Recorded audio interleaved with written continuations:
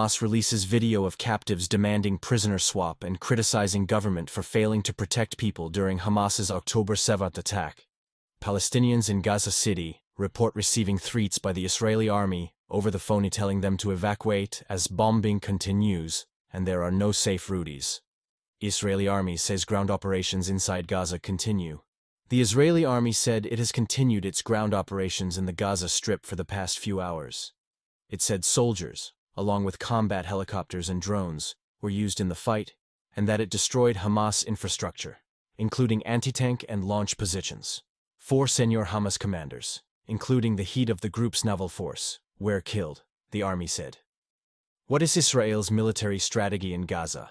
Zoran Kusovac reports of tanks accompanied by an armored bulldozer reaching Salah ad-Din Street south of Gaza City could mean that Israel has, for the first time, conducted daylight armored reconnaissance to identify Hamas's defensive positions and their response capabilities.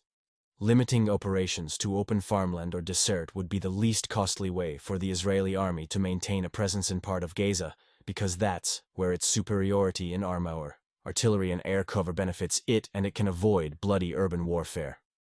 Should it decide to attack Gaza City, it would have to use enough soldiers to reach the city limits and dig in, which will draw most Hamas fighters to the city.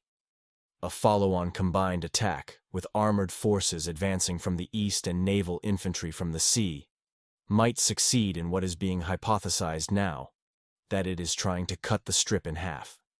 The corridor, 6 kilometers long from the sea to the border, and up to 2 kilometers wide from the outskirts of Gaza City to Al-Mughraqa, would be militarily defensible and a useful asset in any negotiations.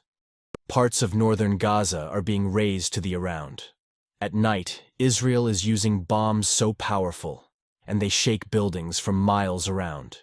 Deep, penetrating strikes to collapse Hamas tunnels. In the daylight, we can see what we normally can only hear: Israeli drones. In Gaza, the internet and power have been partially restored.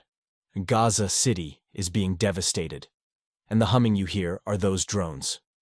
She says 4 members of her family were killed in that strike, and they had moved south following Israeli orders when they were hit.